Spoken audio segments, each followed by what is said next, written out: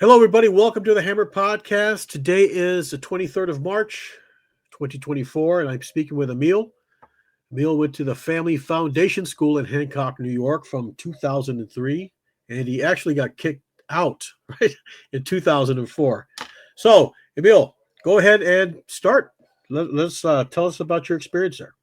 Go ahead. Yeah. So, in some ways, actually, in many ways, my stay at the family school was atypical. I arrived there. I was, I think, 7 months off of turning 18. Oh, okay. So I was close to my 18th birthday, which was unusual. I think most of the people that went there arrived there earlier in their high school career. In some cases, were middle schoolers. And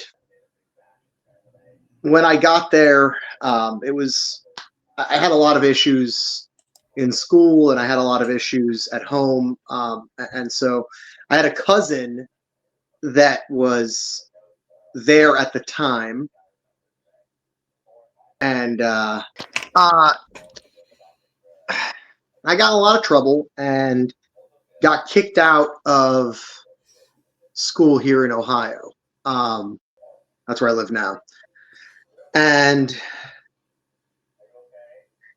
my parents were kind of at their wits' end. I had a cousin there, and my parents knew that this cousin had some behavioral issues, and his parents were raving about this program that they'd sent their son to in upstate New York.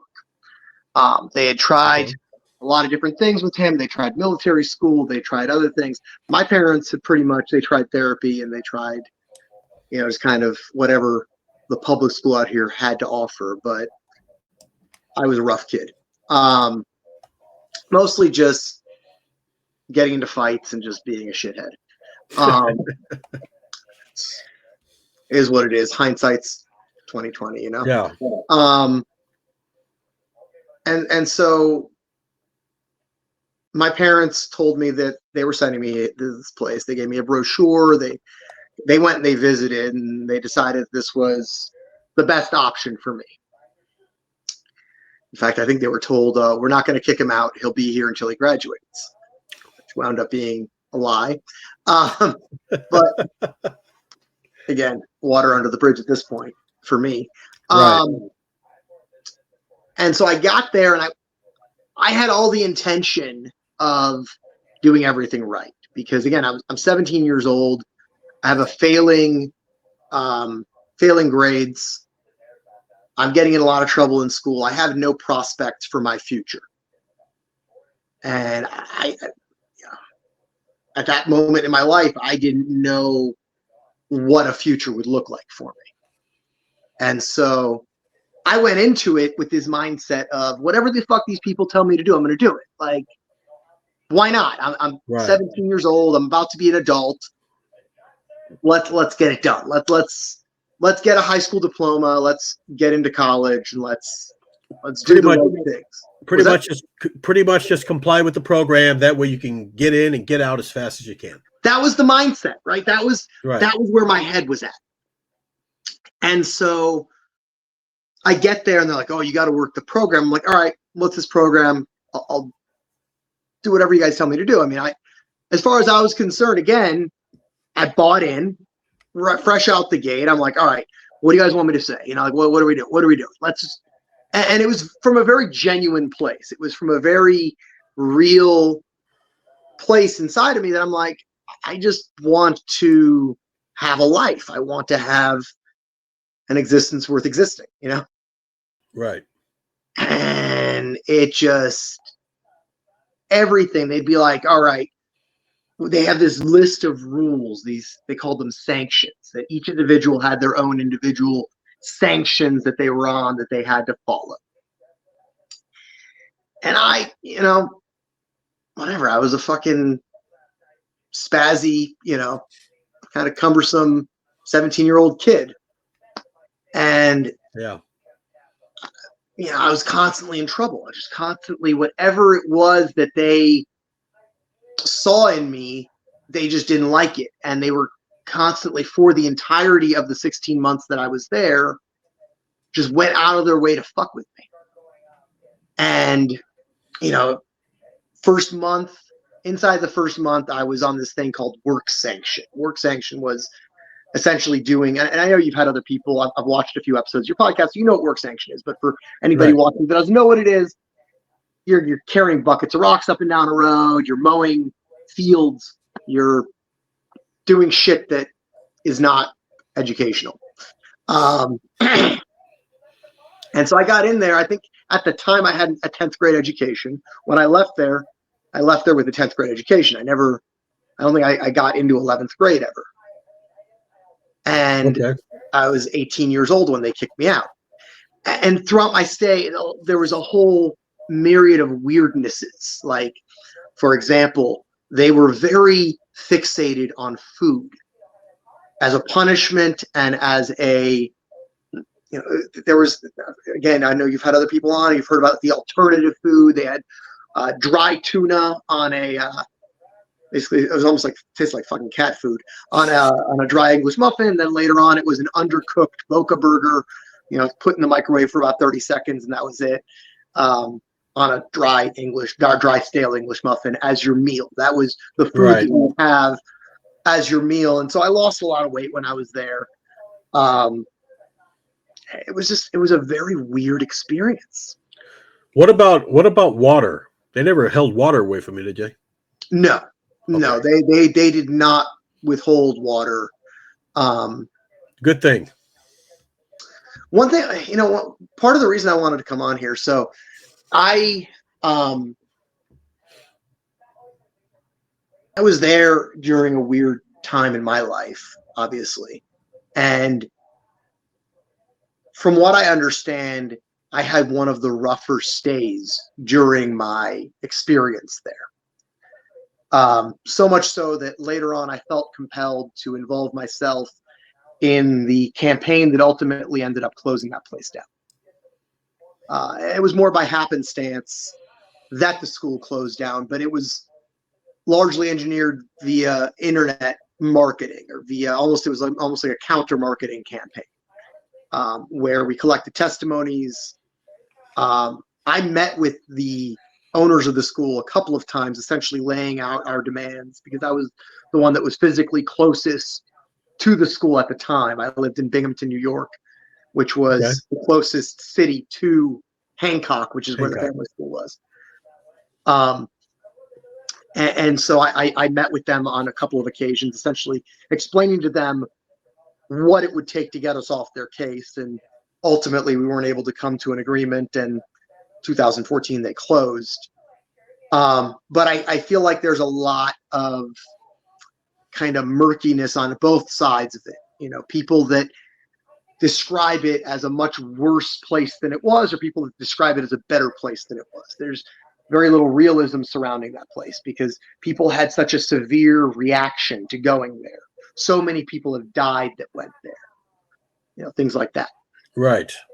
Well, everybody's story is different, though. I mean, sure, but I one way or another. And again, as part of my work with the Truth Campaign, I was the one that was reaching out to people and getting their stories. Oh, okay. So I was involved in that. That website is since down, and their Facebook page is down. I'm not sure why. I uninvolved myself and was uninvolved from it starting in late 2010 or 2011. But the damage was done by that point. Really, nothing else came out after that point. But the reason that I kind of backed away from it was it got to a point where people were describing it in terms that were not what we went through. Okay.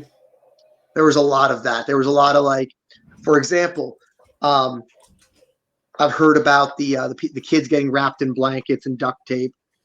That happened long before I arrived there. That happened in the late 90s and the early 2000s, like the very early, like 2000. Yeah. That was discontinued before I got there. There have been people that I've heard talk about it that were there after me, and that I know didn't experience that. I know Things Rachel, like that. Was that? I know Rachel that came on the podcast last week. She was talking about that as well. She was, I don't know what year she arrived there, but I know she had been there for a while before I got there. So I can't speak, but there's other people that I've seen on here that were, it doesn't matter. Right. The point being, I've seen people address these sorts of things having never personally experienced them. Right. What I was trying to say was I have heard people say, like what you just said, as far as the duct tape and the blankets, that was already over in the early 2000s, and they went to some sort of isolation room. Yeah, correct. Yeah, I have heard that. Yeah, so like stuff like that, and I feel like a lot of people sensationalize their experience there because either, there's a possibility that they're unhappy with their life now. There's a possibility that they want to justify the complex PTSD, suffer from it. And so rather than talk about what on paper may sound like a relatively minor offense, while in reality, I mean, for example, talking, they're giving us tuna and Boca burgers. No, they were starving us. Like, they were using starvation as a weapon, as a way to get kids to fall into line, so as it were. Right. So stuff like that's to me a much bigger issue than talking about things that were done away with during at least my stay there. Okay. So I think that a lot of people perhaps misrepresent what they experienced, or perhaps either misremember it or embellish it in their own psyche. Well, the mind is a tricky place, Sure, and especially when you're reading or hearing about these things that kids that went there in the 90s went through, you're like, oh yeah, that happened. Yeah. But by the way, I wanted to ask you, what family were you in? I was in family one. Family one. Okay. Yeah, family one. Right. And it was a very strange place. A lot of one thing that I've heard a lot of people talk about that I experienced ad nauseum was their focus on sexuality. Just a constant, and they really wanted you to confess to things regardless of whether or not you did them. Right. And the funniest thing for me was, and this is something in hindsight, because I was so bought into their program, I refused. I was like, no, I didn't do these things. I must be honest with you. You've told me that I must be honest to improve. So no, I didn't do these things. You're like, well, you did. It's like, no, but I didn't. You're talking about the table topics. Table right? Topics and just in general accusations, constant accusations. Well, I guess, whatever. I mean, were the accusations from your fellow students there? Sometimes my fellow students, sometimes from staff. It was really, truly madness. I remember one time they kept accusing me of jerking off in the dorm, and I wasn't. Simply wasn't. Yeah. I'm sorry. I'm surrounded by guys all day. I'm just yeah. No, I was not. And it was just a constant, talk about how much you jerk off. I don't. I don't. Yeah. I'm sorry. Can't give you guys the exciting, lascivious details that would make you happy, but I don't.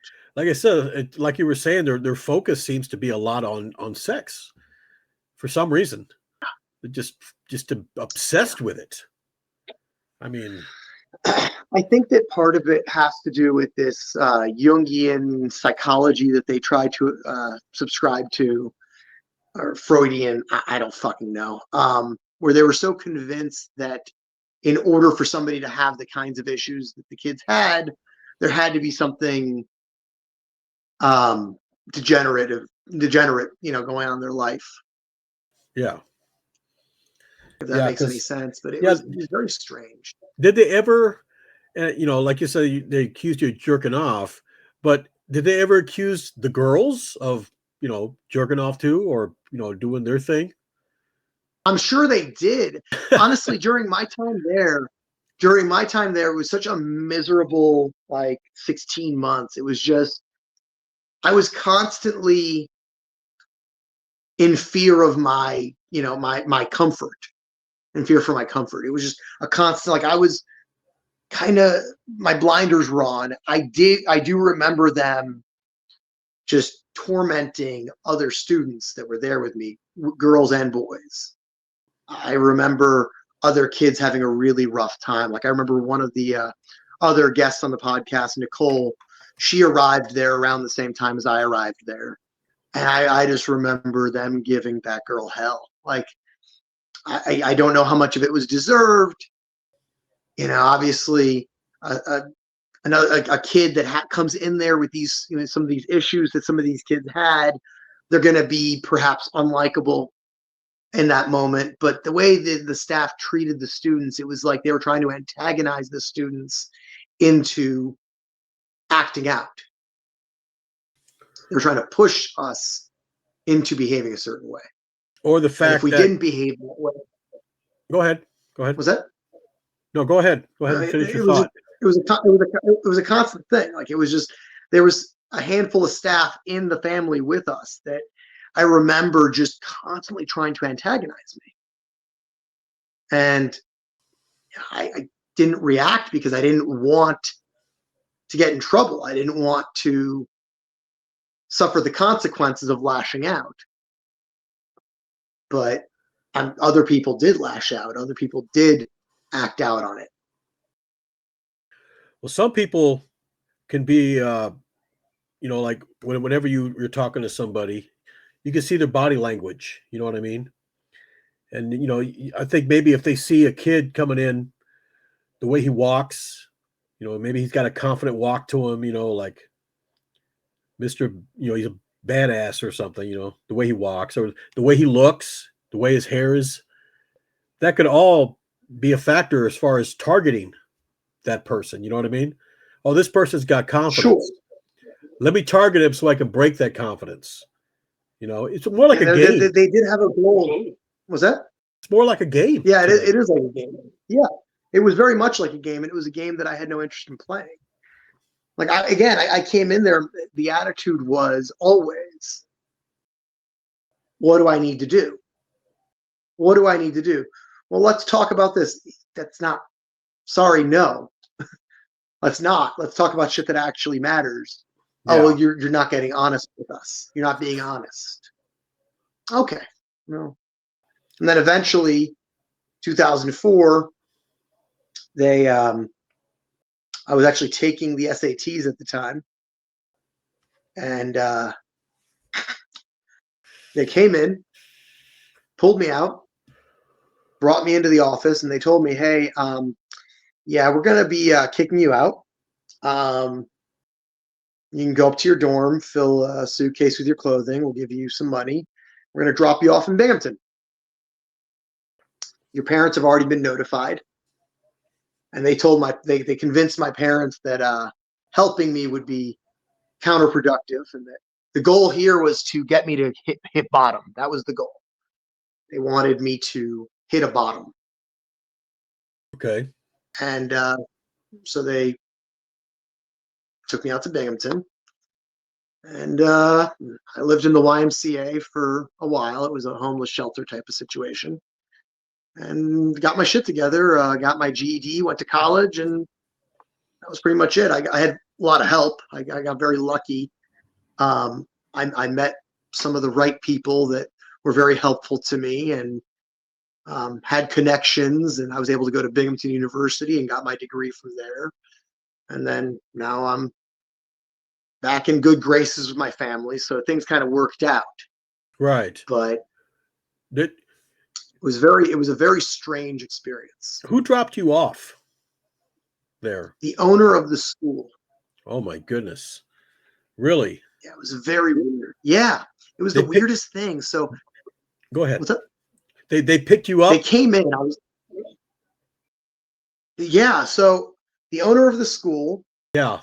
So the owner of the school's name is Mike. Sorry about that. That's all right. The owner of the school's name is Mike. I was brought into the principal's office. The principal was my family leader. Her name is Robin.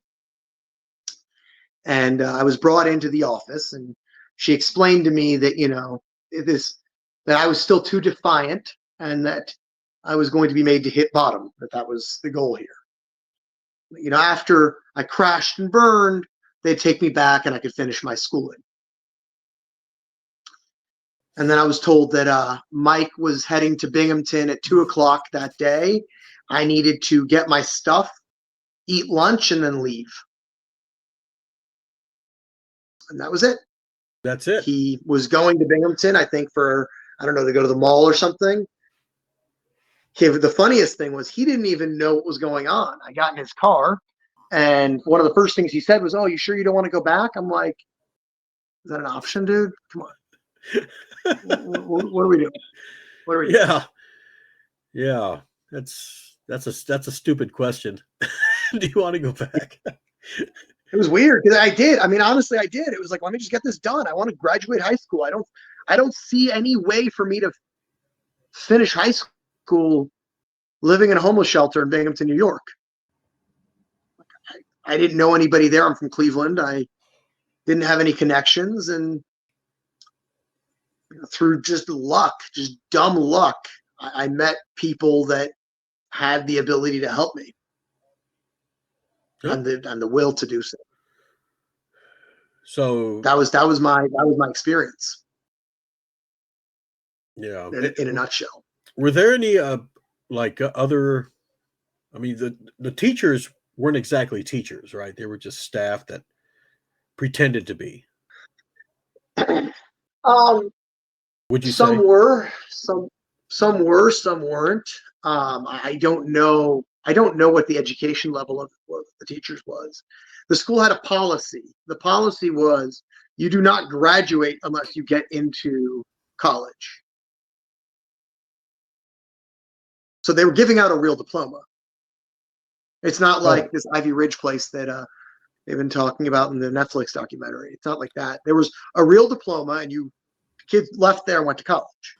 It was accredited in some way. I don't know. Okay. I don't know the mechanism. Again, I never graduated high school.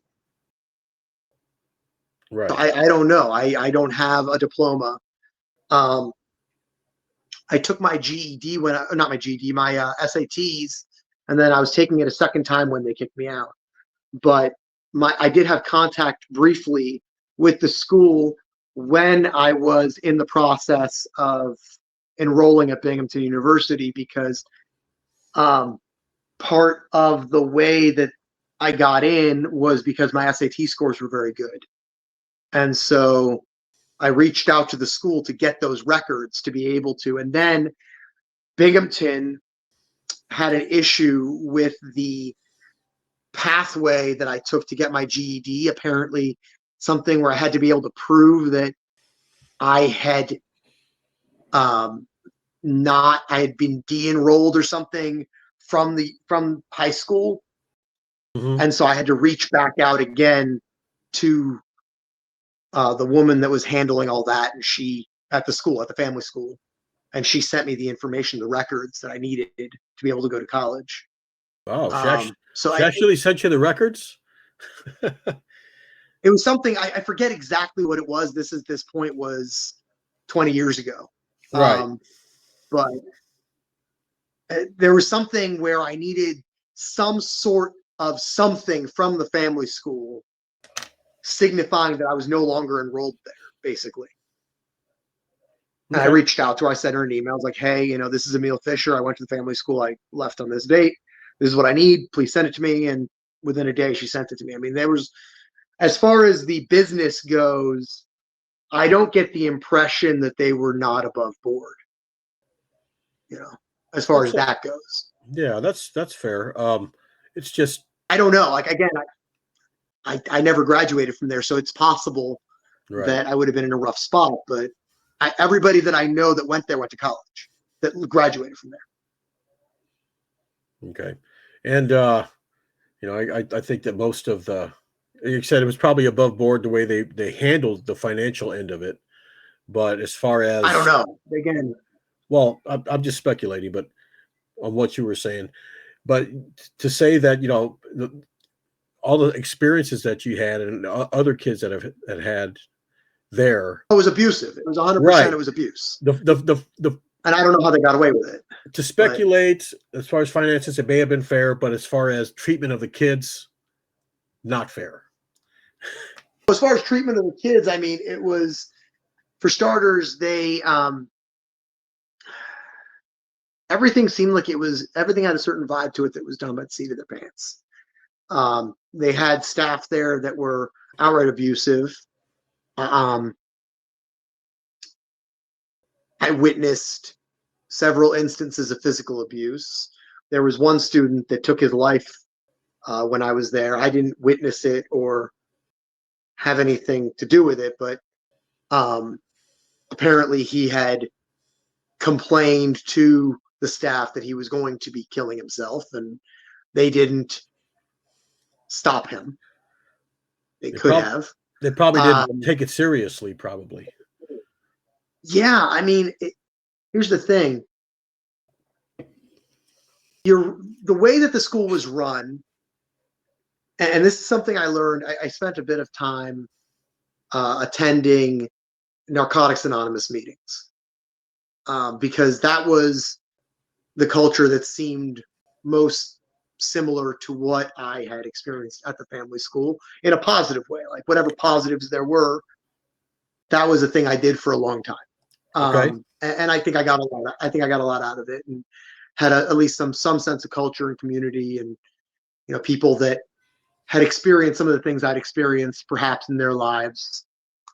And several people that went to NA, I would describe the family school to them, and the response would be like, "Oh, so you went to a therapeutic community?" Therapeutic community? Hold on, hear me out. Okay. There is a business model. There's a model based on Synanon. You know what Synanon is, right? Refresh my memory. Synanon. It was a cult in the 1960s and 70s. They mentioned. Have you seen the show, The Program? No, I haven't. On Netflix. You know what I'm talking about, right? This thing about Ivy Ridge. I know what you're talking about, but I haven't seen it. No. Okay. They talk about it in the first episode. So this is something that I learned about when I was working with John Martin Crawford and the other people with the Family School Truth campaign. Okay. So there was a cult in the 1960s. I think it was 1960s, in that era, called Synanon. Synanon. Okay. Synanon had a model of therapy that was essentially brainwashing people using different methods, attack therapy, things like that. All of these schools are based on that model. Loosely. What happened was, Synanon, obviously, because it was a cult, was unsustainable. But in the 70s and the 80s, there were these things were for adults, not for children. They started branching off and starting these, they called them therapeutic communities, TCs. Therapeutic communities were groups where they would, and sometimes adults would be court mandated there for drug charges, things like that. And it was like one of these schools. Same vibe, same thing. You have your topics, you'd have your sanctions. These were for adults. And the family school was founded. So there was a group of people that I don't know if they were ever involved in Synanon, but they had this thing called All Addicts Anonymous. It is I don't know if it's still in existence, but it was a sort of AA, NA, whatever, anonymous group in upstate New York that was founded by one of the founders of AA. And their whole concept was, everybody's an addict. Everybody has their life being destroyed by their addiction, and they need to address those things in order to live a good life. And so you have the four absolutes of honesty, purity, unselfishness, and love. I think it was. Right. It was a long time ago. I don't remember. And it's this weird kind of hippie commune type of setup. And they had a bunch of these around the country, essentially as rehabs. And the model has no scientific backing to it, but for some reason it was endorsed quite heavily by the government to a point where people were being court mandated there. And I met a lot of people that went to these sorts of things as adults. And what the family school was, and other schools like it, these are therapeutic communities for kids. But an adult, they can comprehend things better than kids can. I mean, if absolutely, of course. If you're giving them all this, adults under stress is different than kids under stress. You know what I mean? Exactly. Adults have the ability to look further forward in the future. Right. And reason adults and everything else. Perceive time differently. The adult brain is completely different than a teenage brain. Right. Without a question. Okay. I'm hearing myself while I'm talking. I think it's coming from your end. Hold on. Let me try something. I'm going to try hooking up some earbuds. Okay. So I think the only thing that was missing, you said something about like hippie communes, may have been the mind-altering drugs. Yeah, pretty much. I mean, that's what it comes down to. It's like these were crazy people. Yeah. Okay. I can't hear myself anymore, so we're good. So. Still? Nope. You're good. You're good. Okay. So. Well, I'm going to check this out then. I'm trying to set this up, but. All right. But yeah, and that's what it was. I mean, that's what these schools are. And I learned a lot more about it in my involvement with the Family School Truth Campaign, because, again, I actually sat down with the people running the school and kind of was like, these are the cards on the table. You guys base your program on this. How the fuck are you doing this to kids? Yeah. What did they? It was actually a very interesting experience. Do you remember what they said? They really believed that they were doing, or they seemed to believe that they were doing good and that they were helping. The impression that I got was that these people were very much useful idiots. They believed in what they were doing. They believed that they were helping us.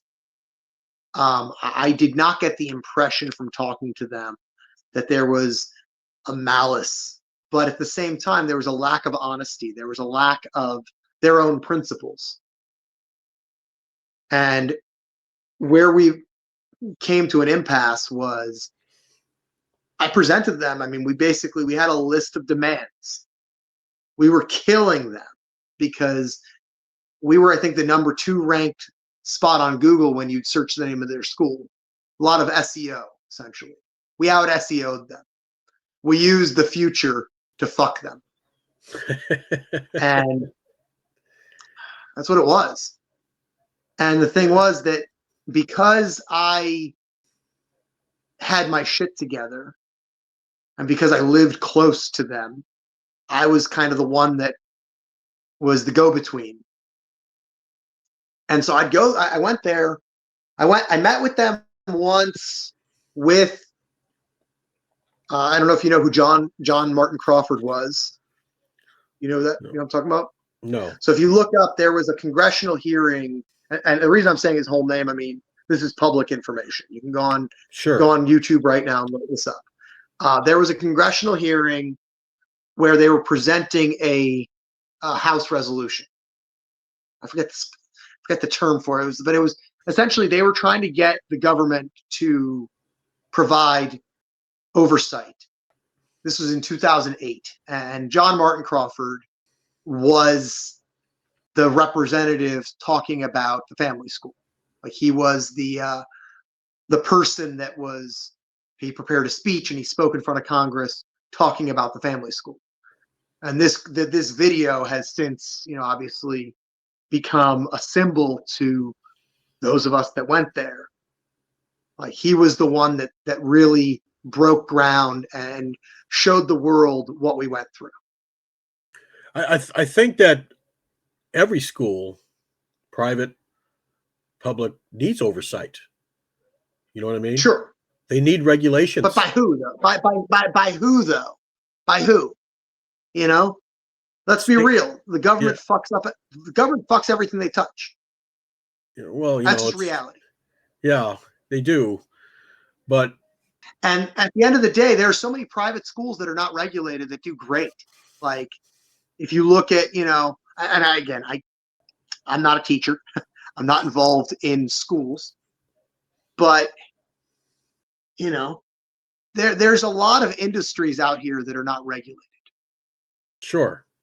And basically the way that they succeed is by word of mouth. For example, I'm a martial arts instructor. I teach at a very big, very successful gym here in Cleveland. We have 3,000 members. And, we have UFC champions. Like shit like that's the magnitude of it. This place has no government oversight or regulation or whatever. It's word of mouth. Right. It's built by, reputation and by proving itself. Right. A lot of schools, that's how they operate.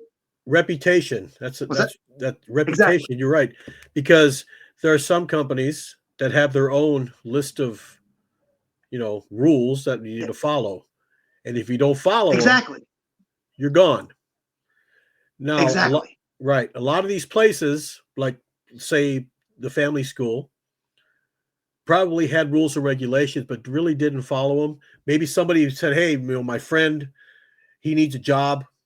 Yeah. Let's make him a teacher or something like that. You know what I mean? It's one thing that's kind of interesting. One thing that's really interesting for me is after I left the family school and was involved in this truth campaign, I had several interactions with former staff. Some good, some not so good. And one of the most interesting interactions I had was with a couple that worked there. And this was these two addicts in recovery. And I always got the impression when I was there, and they were there when I was there. And they were in Family One with me. And they certainly, to some degree, abused me. But I always got the impression that these people meant well. I always got the impression that these people genuinely thought that they were doing the right thing. And I'll never forget, I sat down with them. We went out to a restaurant. I sat down with them and I grilled them. I did not hold back. I'm like, what were you thinking? And the husband was like, oh, we loved you kids. We loved you kids like our own. I'm like, really? You did this, this, and this. I listed off some things that he personally did. Was that a loving thing? He just starts crying. He's like, I didn't think about it at that time. I just thought that I was giving you guys tough love. Yeah. And I think a lot of people that work at these places don't have the education. They don't have the experience. They don't have the experience. They themselves are deeply flawed people. Like for me, after I left the school, I lived at a YMCA for 8 months. And I was surrounded by some of the lowest of the low living there with me. Okay. Right. I was surrounded by people that, not good people. And I'll never forget some of the life lessons that they imparted to me. Like, things these people would say to me, casually in passing, because they wanted to help, because they felt like they saw somebody that had some potential, and they wanted to input their opinions and then their experience. And I feel like that some of it, at the very least, some of it helped me keep my head on straight. Mm-hmm. So yep. I think that to some degree, that was the staff at the family school. It was these fucking country bumpkin idiots, for the most part, that lived in Hancock, New York, which is in East Bumblefuck. And I mean, that's what it was. That's what it was. And I do believe that, like, another interesting conversation that I had, there was a staff member there who is just a fuck of a human being. He really was. His name was Joe. And Joe was in a different family than me, but I used to watch Joe just torment kids. I used to watch him. He was kind of a piece of shit. And I forget what the circumstances were that I ran into him in Binghamton. He was living there. Actually, I think he might have actually gone out of his way to be somewhere that he knew I was going to be.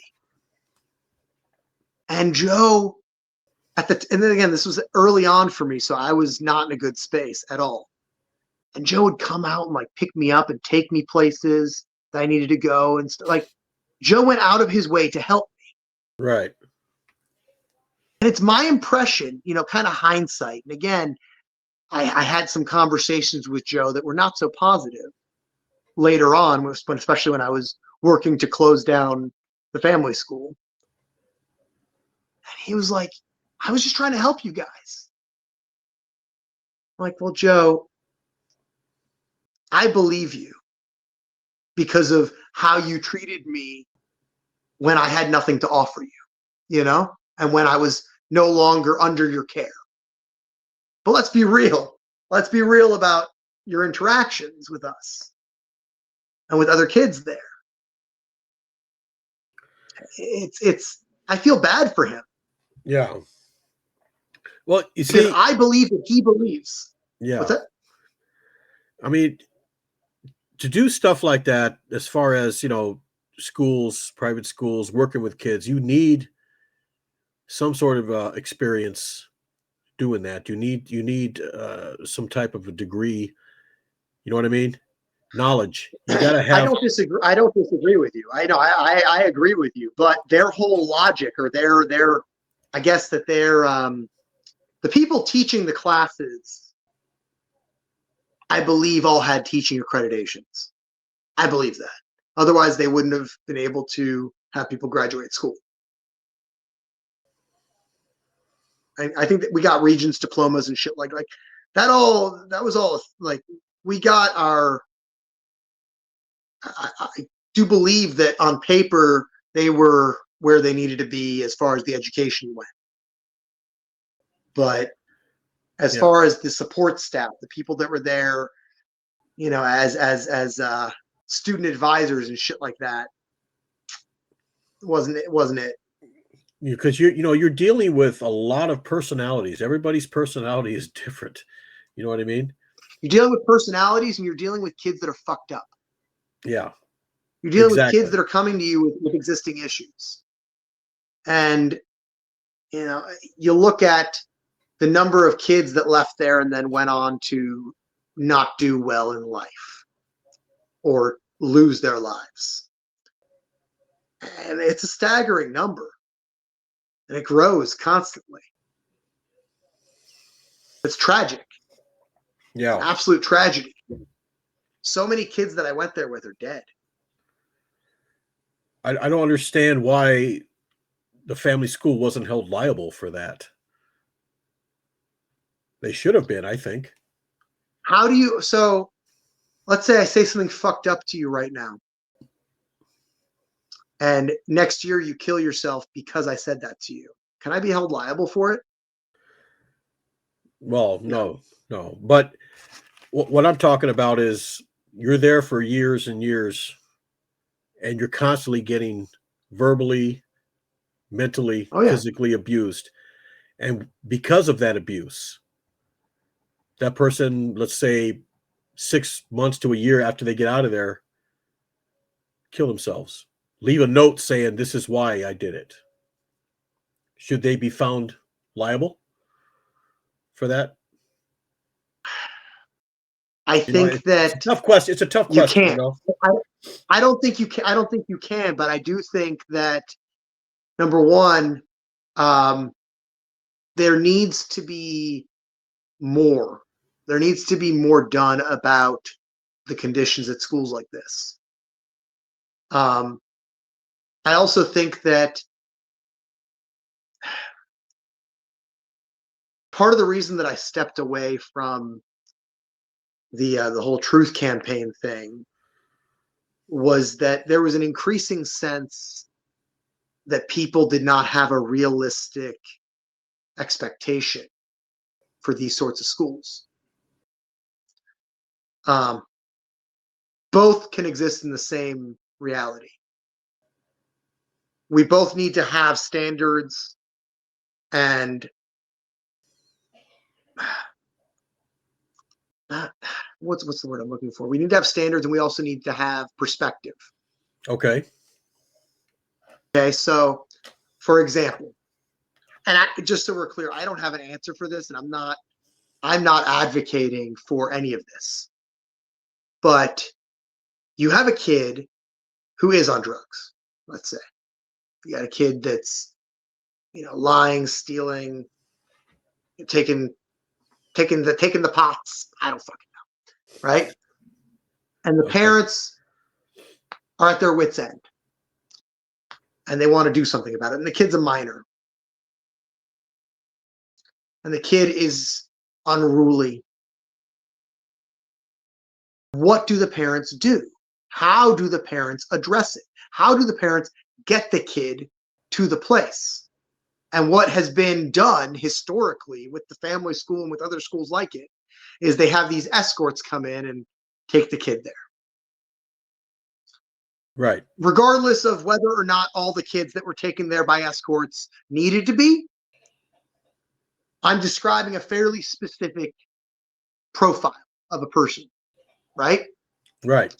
And I'm sure that you knew people like that at whatever school you went to, people that definitely fit that description. I certainly knew kids like that at the family school. Certainly. What do you do? And I don't think escorts are the way, but give me an alternative. And that was a very common complaint about schools like the family schools. Oh, they use these escorts. Okay, fine. Kid will not fucking go with their parents. Kid's 15 years old, thinks they know everything. They're on top of the world or whatever. I don't fucking, right? Right. What do you do? What do you do? Well, some people I don't have an answer. Some people will make them a ward of the state. So give them to the state. So here, you take care of this kid. I can't handle it. Yeah, but what if you love the kid, and what if you want to see the kid succeed, and you believe that the place like the family school is the answer? Now, again, number one, family school is clearly not the answer. Right. Number two. Yeah. This escort thing is barbaric.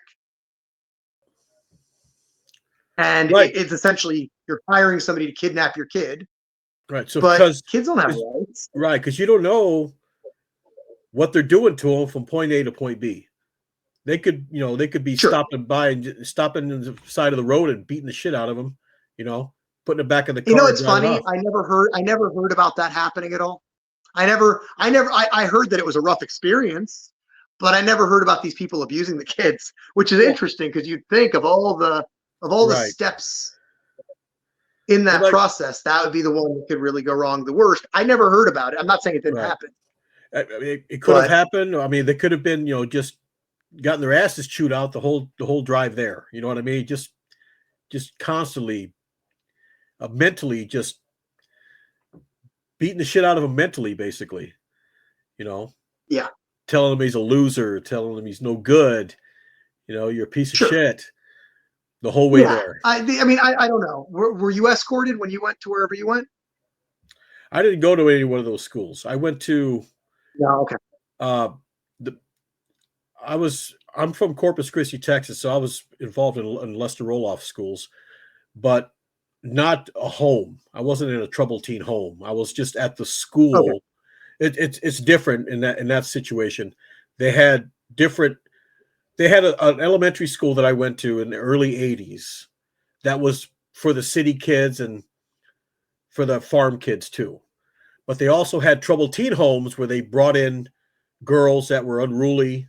Some were drug addicts. Yeah. Prostitute. That's a totally different thing. I was never in that. Gotcha. Yeah. But they never had any escorts there. So, gotcha. Yeah. I don't know. I mean, again, I didn't experience it. I was told about that I was going to this place, and I said, all right, let's go. Let's get it done. All right. Like, that was my attitude. There was no, I didn't put up any fight, but it was a bizarre experience. And I look at it. I'm a parent now myself, right? I look at,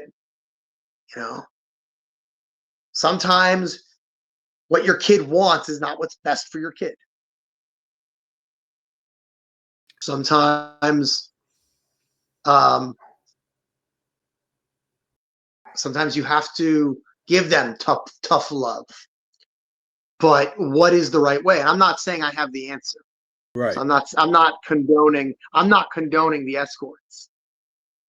But there seems to be a certain mindset of just let the kid act out, or and sometimes some parents are not equipped to handle it. Some parents, especially with some of these kids that went to the family school, I remember them talking about how their parents had divorced and there was all this, that, and the other, all these different issues. And it's like the parents aren't present enough and don't have their shit together enough to where they can provide the kid with what the kid needs. Right. So a lot of people, a lot of people will, I mean, now with the age of the internet, and with all these podcasts coming out and stuff, if you want to try and vet the schools, say, hey, my kid's unruly. Let's see. What about this school? Wait a minute. No, look at the reviews on this. You know what I mean? Yeah, exactly. That's the beauty of the internet. Yeah. Back in the early 2000s, even the 90s, I mean, there was the internet, but it wasn't what it is now. So you didn't have all that information. Sophisticated. Right. Yeah, and we were able to effectively drive enough business away from the school to where they closed. Right. And it was basically that was my contribution. Basically back then it was word of mouth, Go to another parent, hey, reputation. Right, exactly. And they had those ed consultants and all that shit, which I don't even know anything about that. Literally, it was my cousin who is now, from what I understand, not doing great in his life, doing significantly better than he is, even though he graduated and I got kicked out. Again, like you said at the beginning, they did me a favor. Yeah. Well, it's all about determination and drive too. I mean, you had the determination to get back on your feet. Absolutely. I was not gonna. At a certain point, it was let's see how far I can go with this, because fuck these people. Yeah. And some people just. And then walking in there. What's that? Well, go ahead. You're walking in there. What you said? Well, walking in there to meet with them after 5 years. It was 2009 when I actually met with them, and I walked in there, and with a certain, I'm sure there was a certain disdain on my face for it. Yeah. Going in there and telling them, all right, so here's what's going to happen. You guys can either follow this list of guidelines, or you cannot. It's your choice. Right. Let me I know. wonder if they ever did background checks on some of those staff members. I mean, a lot of them were known to have been criminals. Like, they would talk about it openly. So I'm going to go ahead and say probably not. I think part of the idea was that it was like supposed to be a tough love type of situation, like a scared straight. I don't know.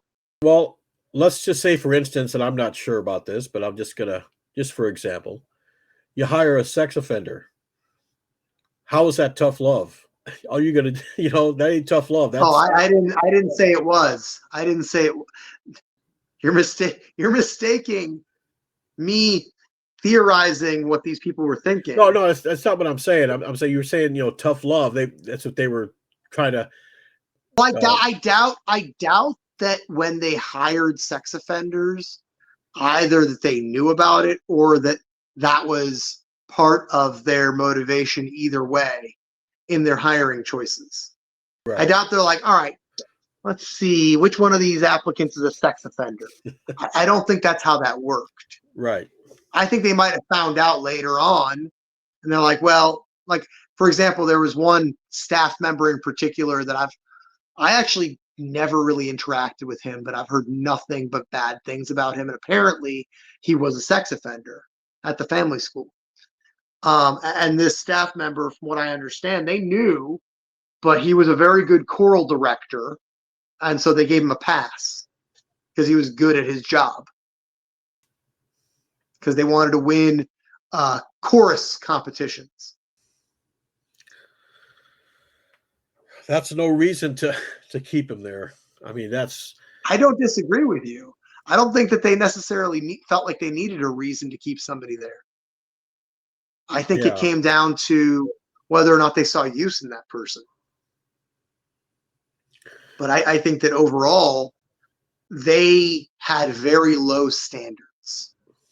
And that's putting it. Yeah, they set the bar pretty low. Yeah. And they also, you got to look at where they were operating. They were operating in Hancock, New York, population 1,300. Out in the middle of nowhere. Yeah, 45 minutes from the closest city. Yeah. And it showed. It showed in who they hired. It showed in how they operated. That was pretty much it. So how are you doing? How are you doing now, Emil? Fine. I mean, life's good. Married with a kid.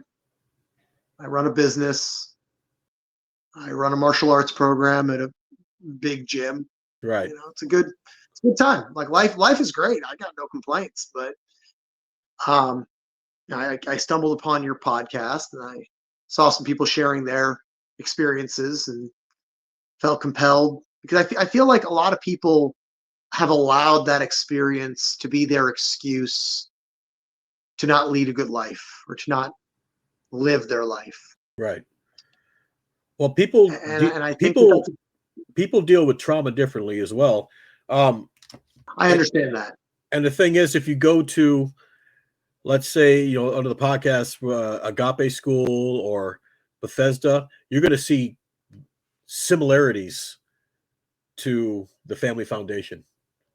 I mean, almost identical. Yeah, that for sure. They're very similar models. They're all based on that Synanon therapeutic community model from the 70s that was always fucked. But the problem is the problem with that is You can't hold these people liable for everything. You just can't. There's only so much that the law will allow you to prosecute them for. Yeah. And so your choices are, you can suffer and be everything that they told you you would be, or you can not. And don't get me wrong, I understand trauma and PTSD and CPTSD are all very real. I'm sure that I have some degree of CPTSD from my experience there. But we do have the ability to make choices. We are creatures with free will. Yeah. And those of us that have chosen to lead a miserable existence suffer from misery. Some of us don't. And I think that too many people have allowed their experience there and have allowed themselves to believe the hype. Yeah, they want to be a victim their whole life, and it's not the way it's supposed to. You shouldn't do that. Yeah. And I think that, for example, looking at the family school truth experience that I had, big part of the reason I stepped away was because the guy running it seemed like he was less interested in actually exposing the truth about this place and more interested in collecting the worst possible testimonies he could find, even if they weren't true. Yeah. And for example, one person that got very heavily involved was the mother of a former student from the place. And she had never been there. She, I'm sure, was 100% brainwashed by that place. She just made shit up as she went along and would like share it. And I'd be like, no, no, you were not part of this. You subjected one of us to it, but you were not part of it. Yeah. Take a seat. Stop describing it as like Holocaust-like conditions and shit. Oh. She would say, yeah, she would say crazy shit like that. It's like, listen, it was rough. It was bad. They weren't trying to kill me. Yeah, they weren't. I guarantee at no point. I guarantee at no point did the owners of the school think I'm going to kill this kid. That's not how this works. They're not putting you in and ovens. She used that language, and I'm like, lady, shut the fuck up. Seriously, sit down, shut up. If you want to support us, great. And that was the rift. That was the source of the end of my involvement in that, because the person running the campaign was like, no, let her run with it. I'm like, no, fuck no. Yeah. No, I'm not being part of this. He's like, well, then I can't have you on anymore. I'm like, okay. Well. Less time that I'm going to be spending on shit that doesn't do anything for me. Right. Man, that's quite a compelling story, Emil. Wow. But that was my experience. I commend you on. I said I commend you on getting your life on track and becoming successful, instead of saying "woe is me." I had two choices, and at the end of the day, I like nice things. I like to have fun. I like to I like not sucking, and my choices were I can just suck at life and be miserable all the time, or not. I don't feel like at the end of the day, it's more just I watched so many of my former classmates kind of allow the experience to ruin them. And I watched some of them that, like, for me, the biggest, I had my struggles, and my biggest struggles were about 2 years after I left the school. I'd gone there when I was 17 because I had a rough childhood and didn't make friends and I was very much like a lost soul at that point. And because I never graduated high school properly, I never learned how to study. I never learned how to do the academic thing very well. And ultimately, I got suspended from university for poor grades. And during that time, I got a job working for AIG and kind of pulled my shit together again and kind of realized that I needed to learn almost how to live at that point. And from there, it was my own learning process. The problem with the family school was they wanted us to live in this very narrow framework and had us convinced had many of us convinced if we didn't live within that framework, or at least wanted us to be convinced that if we didn't live within that framework, we would die a horrible death. Right. Or, waste away into nothing. And there was a realization that I couldn't live within that framework, but I also needed to understand how to live in this world without returning to whatever ways got me sent to that school. That makes any sense? Yeah, I understand what you're saying. So, like I said, I don't know, just you pulled yourself out of the mire, and some people just can't do it. Some people can. That's Sure. life. That's life. That's life. So, but the people that can't, the question is what needs to change for them to do so. That's what I want to know for them. Because it hurts me to see my former classmates die. That's depressing. Yeah. Oh, how's so and so doing? Oh shit, he died. Huh. Great.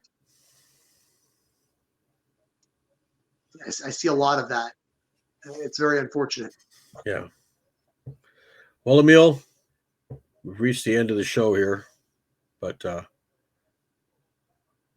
end on that note. So, I appreciate you for having me on. Yes, I'm gonna go ahead and close it out. Stay on the line here for I gotta speak to you for about 30 seconds. So, off the air. Okay. All right. I want to thank everybody for watching. I want to thank Emil once again for being on and telling us his experience at the Family Foundation. If you have been at the Family Foundation, you want to give your story, text. It's on the bottom here. It's scrolling at the bottom of the screen. Text me, let me know, and we'll schedule a time for you to come on. All right. So for the Hammer Podcast, I'm Jason. You take care of yourself, take care of each other. We'll see you in the next podcast. All right.